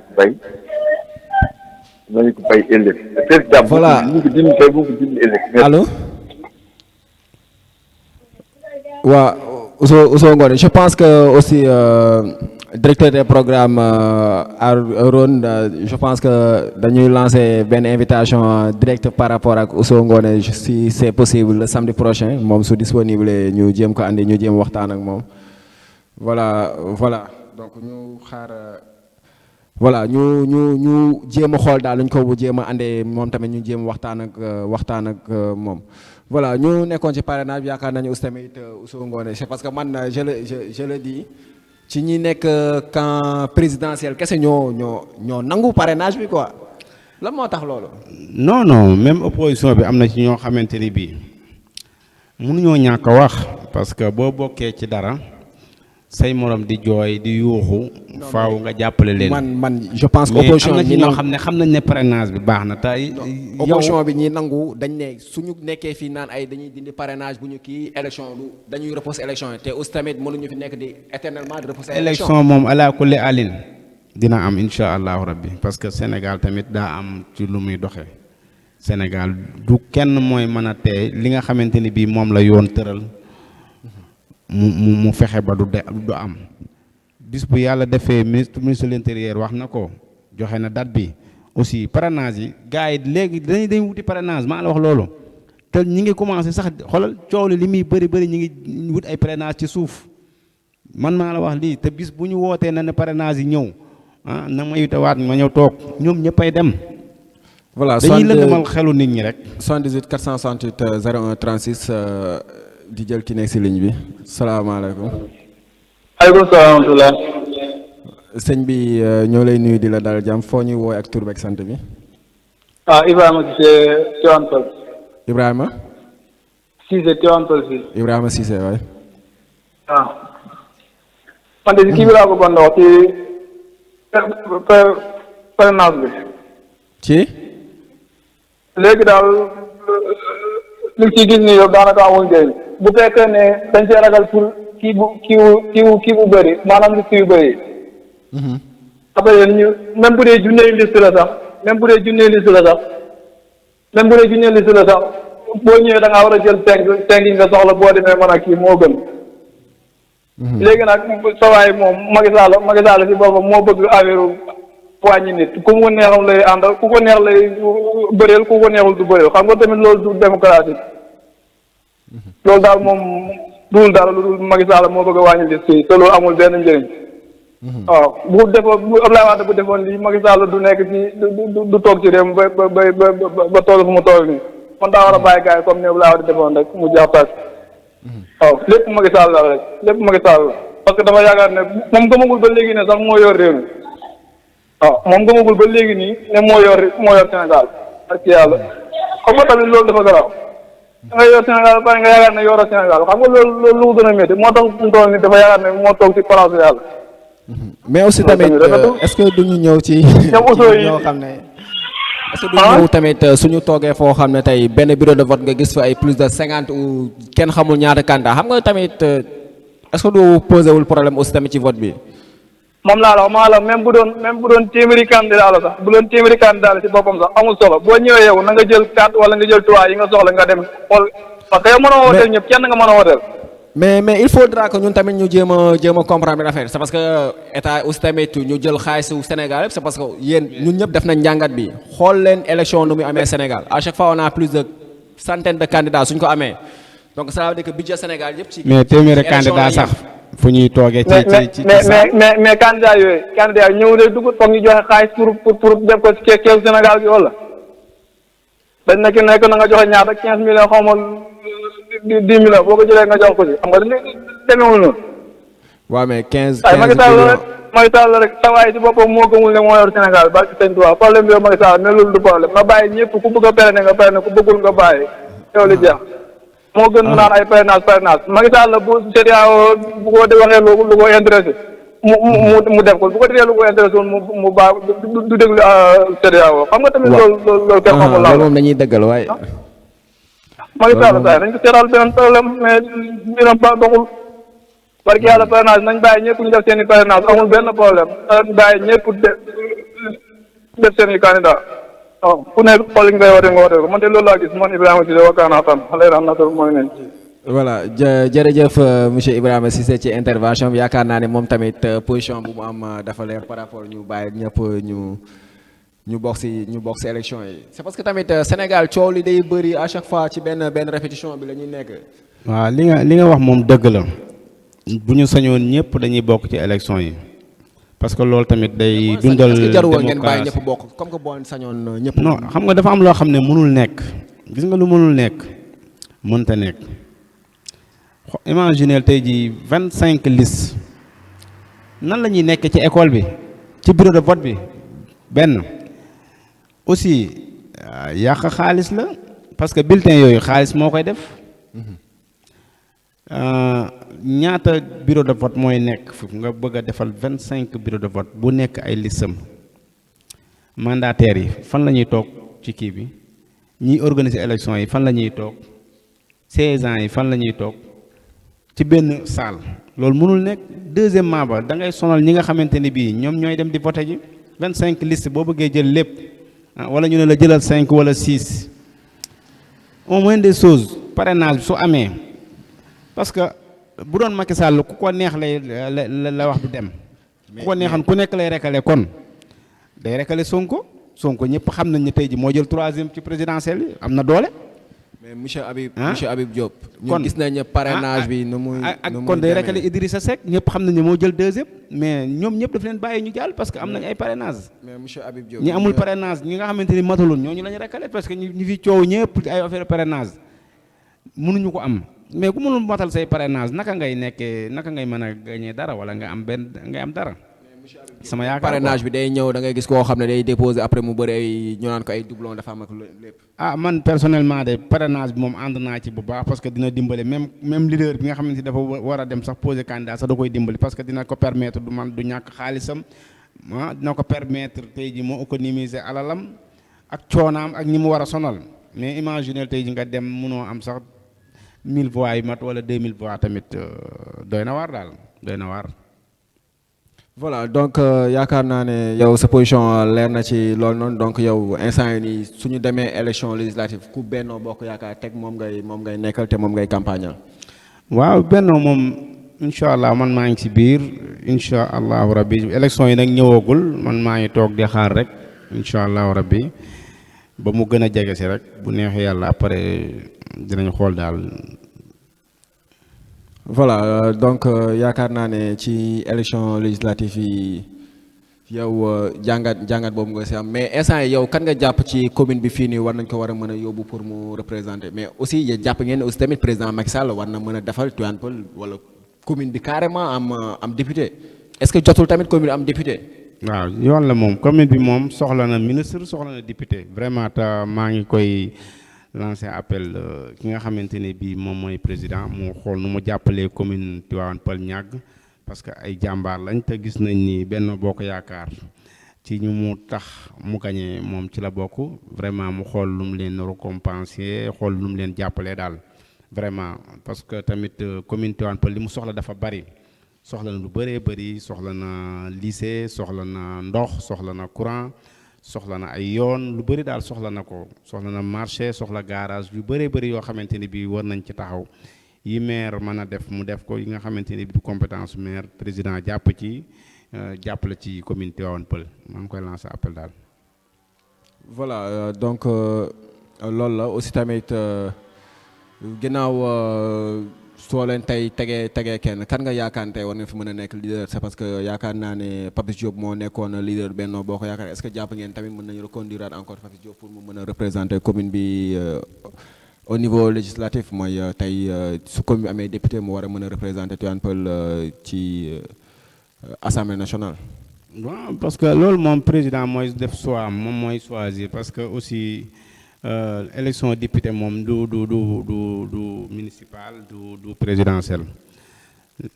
élection la yoo xamante ni bii vraiment dañoo war a jàppalante nekk benn jàppoo di yëkkateendoo di dóorandoo vraiment di wax président daal na xool ki nga xamante ni bi moo gën ci commune bi te yaakaar naa mën naa am Papis xëy na mooy numéro 1 parce que mooy maire commune bi xam naa bu jiital day am tamit mën na am yaakaar ni xëy na président jiital ko parce que tamit du ma ne kii la président di jiite wala kii parce que moom mooy yor cëggal guyam mooy xool ku ko neex mu jiital la mais ñoo ngi ñaan daal ak nu mu mënti demee daal Tivaouane Peulh moom war na am député war na am ministre loolu moom ñoo ngi koy ñaan. wala sa leader sax si c'est war na mën a nekk. ah pourquoi pas mën naa nekk aussi tamit moom tamit jàmbaar la te aussi mi ku bëgg commune bi la ku bëgg dëkkam la. léegi yaakaar naa ne aussi tamit foofu noonu presque li ñu des temps bëreetul kii léegi ñu waxtaan ci monsieur Habib Diop c'est parce que tamit yaakaar naa ne yow yaa ngi mën ay action yoo xam ne tey ci développement wu commune bi ci la bokk nga nekk tey nga organisé woon ay cant annuel yoo xam ne tey organisé woon ay cant yu mag mais ñu gis ne aussi tamit benn leader politique ñëw fa même je pense que Cissé Ka aussi tamit ñëw fa woon yow ban njàngat nga si am est-ce que nekkul aussi tamit ñoom suñu soxlaa la ñuy ñëw si nit ñi suñ si pare nañ ci. ah non da ngaa juum de parce que xam nga ku la informé mais lim la informé kiiwul am na leader yu ñëw ñi mënul ñëw tamit woo nañ ma vraiment danga may occasion sax ma sant ñi nga xamante ni bii jàppale woon nañ ma ci cant gi. vraiment ma ko doon defal Cheikh Mouhamadou Mourtada man ak sama soxna maam Diarra Gueye maa ngi koy nuyu di nuyu Aminata Diop sama xarit sama doom bu jigéen boobu di nuyu waa kër sëñ Touba di ci jiital ku ñuy wax sëñ Saam maa ngi koy nuyu di ko ziar di ko sant bu baax di nuyu ku ñuy wax Ibrahima Silla président foyer des jeunes Tivaouane Peulh vraiment kooku moom mention spéciale jàppale na ma ci bu baax démarche yu bëri man ak moom ñoo ko doon ànd di ko dox ak ku ñuy wax sëñ Xaadim Lam moom yaakaar naa moo doon coordonné jàngkat yi yëpp vraiment ma kontaan ci trop di nuyu monsieur le maire Mamadou Ba maa ngi koy nuyu bu baax di ko sant ndax moo ma jox foyer boobu noonu vraiment moo ma abal ay sièges tamit te woo na ma maintes reprises di ma laaj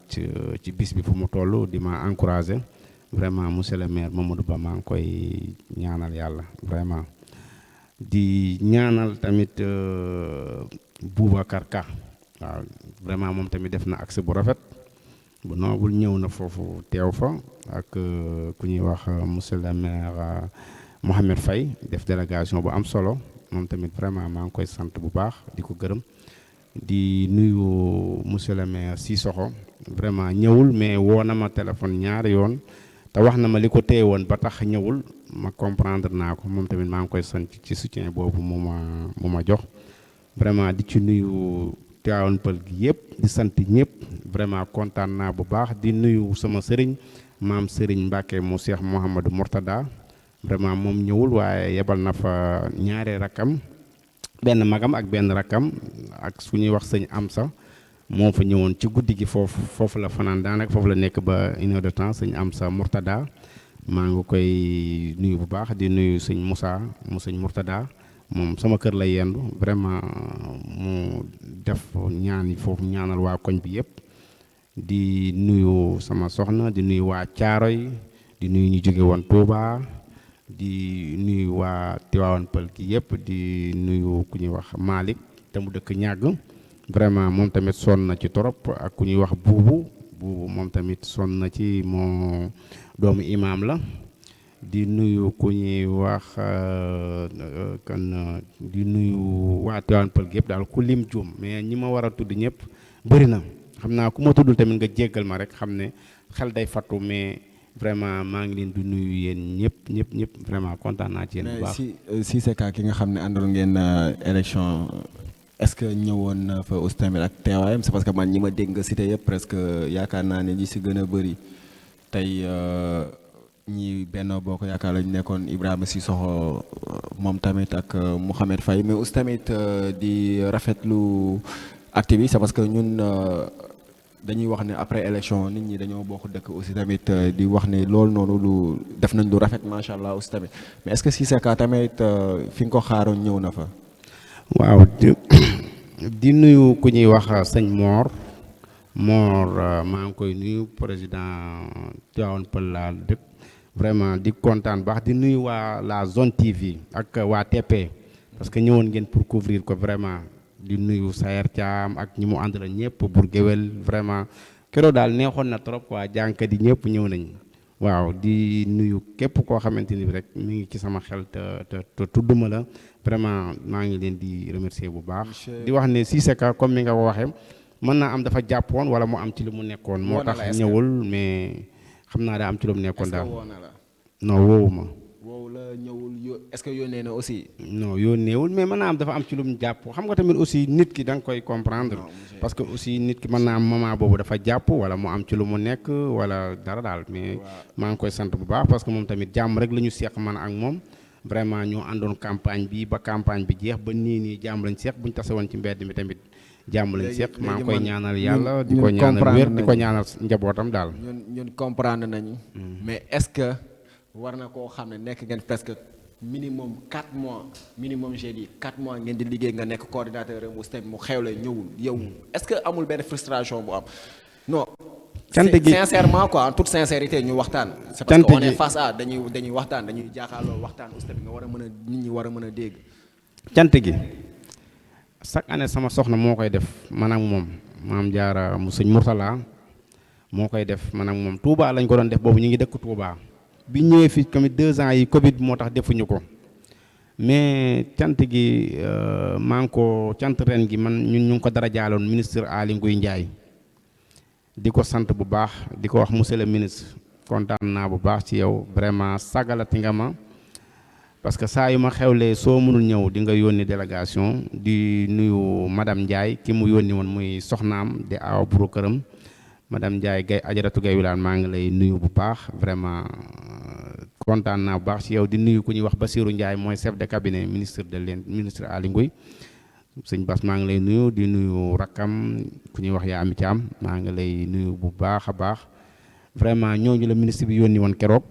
ñu ñëw fay yendu sama kër vraiment kontaan bu baax waxtaan ak man vraiment xam nga nit la rek nit moom nit la rek parce que Cissé Ka sequñu dara boo jotewuñu dara defuñu dara même bu ma xewlee te ñëwul amul problème waa kër sëñ Mourtada Mbacke kenn ki sama kër la yendu doomam la kenn ki doomam la ci guddi gi ma nga woon fële ñi nga xamante ni bi foofu lañ doon amoon frustration amoon loo doon xaar benn voilà foofu lañ doon kii yaakaar naa ni image yaa ngi waaw kii mooy maam Jaara mu sëñ Mourtala sama soxna la parce que moom cant gi sax ci moom lañ ko commencé di nuyu Mbay Babacar di nuyu Laay Bamba vraiment ñoom tamit ñu sonn ci yëpp di nuyu képp koo xamante ni mi ngi ci Aly Ngouille Ndiaye 2024 groupe WhatsApp bi maa ngi lay ziar bu baax a baax di la nuyu di la jox sa yéeguwaay di nuyu waa Macky Aly Ndam bu Aly Ngouille Ndiaye di nuyu ñëpp. mais xam naa ne daal question bi dafa mel ne da ngay bëggoo ci xuus. non li ma fi wax loolu leer na Cissé Ka ba léegi sama nit la sama xarit la. mais est-ce que amoo jotewuñu dara. est-ce que mën naa am cant gi bi ñuy def cant gi. mais yëgaloon nga ko. ànd naa ak sama jabar dem ba këram ma jox ko sama ay soutien pour mu leer kii ni ñu koy waxee te sax moom moo ma jox 10 000 francs sax yi ma defaloo kii bi moom moo ko fay. parce que bi ma demee waxtaan ak moom dana ma defaral ay soutien après ma fay ko bi ma demee booy bi ne ma 10 000 la mu ne ma garaawul man dinaa ko fay mais li tax ñëwul nag moom li ma wax loolu laa mën a jàpp. ba tey déggante woo leen par rapport ak loolu noonu. non déggante wuñ ba léegi moom woowu ma ñëwul mais dama jàpp ni dafa am ci lu mu nekk wala dafa jàpp wala dara mais li loolu boolewuñ parce que cant sëñ Mourtala la ñu wax man dama doon sant sama sëriñ Cheikh Mouhamadou Mourtada di woo nag waa kër sëñ Mourtala yëpp maa ngi leen di woo le 8 avril fële ci Seras ci ubbite Al Azhar bu sëñ Mourtala Mbacke sama sëriñ di ko def maam sëriñ mu Cheikh Mouhamadou Mourtada le 8 avril fële ca Touba Seras ñoo ngi ñaan képp kuy taalibe Cheikh Mouhamadou Mourtada nga ñëw fa ca ubbite Al Azhar bi incha allahu rabbi. voilà ci cant yooyu nga nekk ak sa soxna ngeen koy def chaque année ngeen toog 2 ans yoo xam ne defoo leen ko ak Covid bi. voilà ñuy yaakaar ne aussi tamit ren bi ngeen koy def gis ngeen ci loo xam ne tey am na lu bees ci cadre bi ngeen ko defee aussi ci Mamadou Ba aussi tamit ci disponibilité bu mu mettre en disponibilité saalam bi est-ce que gis ngeen ne voilà li yokkute am na ci.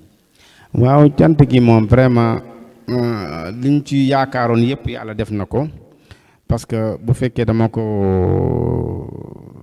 parrainé woon ku ñuy wax ministre Aly Ngouille ñëwul. mais woo na ma téléphone yónni jabaram chef de cabinet ak rakkam kon loolu rek doy na beneen bi ci des mooy ki nga xamante ni moo tax ñu di ko def mooy Cheikh Mouhamadou Mourtada ñaari doomam kenn ki yendu sama kër kenn ki ci guddi gi mu ñëw ca foyer ba loolu rek doy na ñu wàcc fa ay kaamil vraiment di sant imam Cissé vraiment moom moo jiite woon wàccam kaamil bi ci kër gi ñoo ngi kii sant loolu rek doy na leneen li ci des nag lu ci des rek maccaat la quoi mais amoon nañ yaakaar tamit ñu feesal foyer ba del ba ñëpp duñ fa xaj parce que mbégte la parce que xéewal la aussi ku mel ne doomu Cheikh Mouhamadou Mourtada Mbacke ñu koy wax sëñ am sax mu ñëw toog foofu ci foyer ba xéewal la képp moom ku mu fa fekk guddi googu rek xéewal la parce que ay zikkar lañ fa doon def di fa jàng ay xasida mu toog fa nit ñi ñëw di ko ziar di ko ñaanal bien vrai que foyer bi feesul comme niñ ko bëggee woon mais alhamdulilah daal jàll na xëy na bu déwénee ak jàmm incha allah dina gën a mën a léegi ci daal seen mouvement réveil citoyen ci yan action la ñuy dem avant loolu noonu. waaw pour l'instant nii moom ci sensibilisation lañ nekk di wax nit ñi pour ñu profité dem bindu ji balaa la 27 parce que xam naa suba rek moo ci des leneen li ci des mooy ñu fexe leen a monteel ay GIE xool nu ñu mën a def daal ba ñu am ay financement ñu mën a jàpp yoo xamante ni dinañ ci mën a dimbali seen bopp dimbali ci seen njaboot. voilà yaakaar naa ne aussi tamit mënuñu fiy jóg sans autant wax ci li nga xam ne tey mooy bureau municipal bi nekk bi ñu mettre en place aussi tamit ci ak adjoint maire yi fi nekk aussi tamit yow après loolu noonu bureau municipal bi noo ko gisee ak élection yi coow li si amoon yëpp xëccoo bu ci am yaakaar naa ne am na benn poste sax boo xam ne ñëpp dañ koy xëccoo mooy domanial bi. yow nan nga gisee noonu est-ce que nekkul aussi tamit gars yi li ñuy wax dëgg la c'est parce que maire dafay nekk rek juste pour dagg séddoo li nekk si dëkk bi ci domanial donc est-ce que nekkul lan moo tax nit ñi war a xëccoo domanial alors que am na ay postes yoo xam ne c'est stratégique yoo xam ne war na mën a développer dëkk bi au lieu ñu war a mën a nekk si domanial bi rek. waaw loolu man li ma ciy wax mooy en tout cas maire daal. moom mooy gérer moom moo xam ki nga xamante ni bii am na yaakaar ne bu ko dénkee domanial bi wala muy beneen commission dina ko doxal mu def ko parce que loolu moom ci moom rek la des moom moo war a jël ay responsabilités am xool koo xamante ni bii tey jii maanaam compétent na ci loolu mu nommé ko mais vraiment di ko xëccoog yooyu moom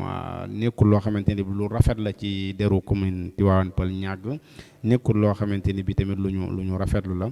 bien vrai que man wóoruma sax ba xam dañuy xëccoo wala xëccoowul mais maire bi daal moo war a jël ay responsabilités am képp koo xamante ni bi kii daal am na yaakaar ci yow ne bu la joxee domanial bi wala bu la joxee beneen reliseur wala beneen commission bu mu la mën de jox nga doxal ko daal mu jox la ko wër ci xaar kenn daal. ci adjoint au maire yi aussi tamit gis nañ tey ñu gis premier adjoint au maire ñu gis mu doon madame Bigué Sall aussi tamit am ñeneen ñi toftalu ci ginnaawam voilà yow nan nga gisee loolu noonu c'est parce que tamit am na ñoo xam ne Tivaouane Peulh suñu waxantee dëgg rek bi ñu déggee madame Bigué Sall aussi tamit am na benn boom de surprise boo xawoon am. ah non parce que élection moom élection la ñu wax parce que bureau municipal moom dañ koy voté ñoom ñooy xool ku leen doy ak koo xamante ni bii am nañ yaakaar ni kii buñ ko falee mu liggéeyal leen ñu fal ko parce que gis naa ni nga waxee ci sa conseil moom Bigué Sall moo leen doy moom la ñuy voteel aussi moom moo yor liggéey bi parce que li tax ñu voteel ko aussi am ñàkkul gis nañ ci moom lu leen doy ba ñu voteel ko loolu moom amuñu dara luñ ci wax parce que boo ci waxee dara rek da ngay tooñ parce que nekkul loo xamante ni bi nomination la wala dara waaw conseil yi ñooy xool ku leen neex ñu fal ko kooku moo leen neex aussi jàpp nañ ni buñ ko falee mu liggéey commune Tivaouane Peulh yal na leen yàlla jàppale seen yéene yàlla sottal ko oyofal liggéey bi li ñu séntu ci ñoom ñu def ko loolu rek la. voilà donc yaakaar naa ne monsieur Habib Diop presque émission bi yaakaar naa ne jeex na jot nañ sax xaw a xaabaabal aussi tamit xam naa ne waxtaan bee neex aussi tamit ci jàngat yi nga jàngat aussi tamit am solo léegi lan ngay tàggatoo ak lan ngay wax aussi tamit ci préparation wu élection législative yi. waaw élection yi moom di wax ni man moom vraiment dama am kilifa muy ministre Aly Ngouille moom laay liggéeyal ci wàllu politique moom laay jàppale tamit te moom président Macky Sall lay jàppale kon fu mu ne ma jaaral foofu rek foofu lay jaar incha allahu rabbi di ñaanal président yàlla oyofal yanam ci réew mi ba yéene ji mu am ci Sénégal mu doxal ko tamit mi ngi koy doxal vraiment macha allah gis nañ ay immigration yu bari ci mujj démb xaw ma tey muy pont Foundiougne bi di ko ñaanal wér daal ak kàttan ba 2024 li nga xamante ni bi sumb na ko yëpp mu yeggale ko di ñaanal sama mentor sama papa sama xarit ministre Aly Ngouille yàlla may ko jàmm ba yéene ji mu am fële ci Linguère yàlla may ko kàttan mu eggale ko di ñaanal waa communauté Tivaouane Peulh bi yëpp di ñaanal ñëpp jàmm di balu ñëpp ak di wax ne képp ku ma fi tooñ wala te yëguma ko maa ngi lay jéggalu bu baax di gërëm ñëpp di gërëm nag sama soxna maam Jaara mu sëñ Mourtala di ko wax gàcce ngalaama vraiment jigéen ju mën góor vraiment maa ngi lay sant bu baax gis naa ni nga may jàppale gis naa ni nga may taxawoo ci zahir ci baatin vraiment di ñaan yàlla bàyyi la ak sa njaboot may la wér di la ñaanal yow tamit wér vraiment nga nekk nit ku baax nekk nit ku compétent nit ku mën li muy def vraiment di la ñaanal yàlla yokk sa fan yokk sa liggéey ba nga dem ci yeneen télé di nuyu di jëroon vraiment bi ñu xamante yàggul mais moom tamit nit ku modeste nit ku baax nit ku simple vraiment di sant ñëpp daal di sant ñëpp wasalaamaaleykum wa rahmatullah. voilà jërëjëf monsieur Habib Diop ci yooyu noonu aussi tamit di remercier monsieur Arouna Sow aussi tamit DJ Rona ci réalisation bi ak coordination émission bi yaakaar naa ne maa ngi yow tey la ñu mës a gisee moom moo coordonné lépp moom moo def lépp moom moo nekk directeur des programmes mais aussi tamit mu xam ne da ciy war a jàpp mu siy béy waaram aussi tamit di ko ñaanal yàlla na ko yàlla yóbbu foo xam ne tey sut na njortam ci liggéey bu muy def aussi tamit di remercier aussi ñi nga xam ne tey ñoo nekk di jàpp ci liggéey bi yëpp mooy le DG Pathé Sow aussi Pathé di ko remercier bu baax aussi tamit ci seen disponibilité mais aussi tamit di remercier téléspectateurs yoo xam ne ñoo ñuy toogoon di ñu seetaan ak di ñu bàyyi xel ci loolu depuis 21h ba léegi nee na ñu nekk di waxtaan ñoom ñu bàyyi seen lépp toog di ñu seetaan mais aussi tamit di jégalu ci bépp kàddu boo xam ne yëkkati nañ fi boo xam ne xaw na laal nit di jégalu ñëpp aussi tamit di ñaanal ñëpp jàmm di leen jox rendez-vous samedi prochain même heure même fréquence même télé sur la TP TV la chaîne qui vous allume inchallah à samedi prochain en prochain numéro Face A jërëjëf.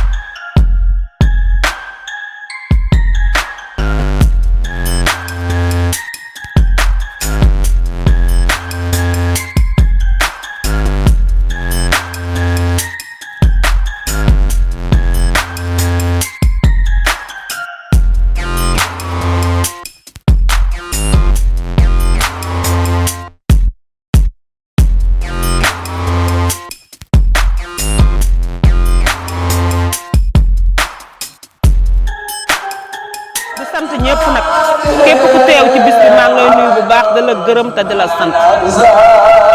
di sant yàlla bu baax di julli ci sang yi Seydina Muhammad sallallahu alayhi wa sallam di sant sama ñaari waaju di wax jërëjëf Serigne Moutala jërëjëf Serigne Moutala kontaan naa bu baax a baax ci bisu cant bi ma ko defal cant gi nag damay cant Serigne Moutala xëyuma xëy cant Serigne Moutala dama defal loo xamante ne wan ma loo xam ne Mbàkke fu ma toll maa koy cant sama xol di ko cant bu baax a baax di jàpp ko nag ci weeru mars bi chaque mois de mars may cant Serigne Moutala ndax daf maa won ma gis Mbàkke te Serigne Moutala li ma defal Mbàkke dama cee sant yàlla bu baax te xam ne Serigne Moutala li ma defal jomb na sama jëmm ji ku gis maam jaara ku dégg Serigne Moutala sa xel nekk ci man maam jaara bu Serigne Moutala kooku defal na ma lu jomb lu ma jomb daal defal na ma lu ma jomb Mbàkke moo ma ko dul Serigne Moutala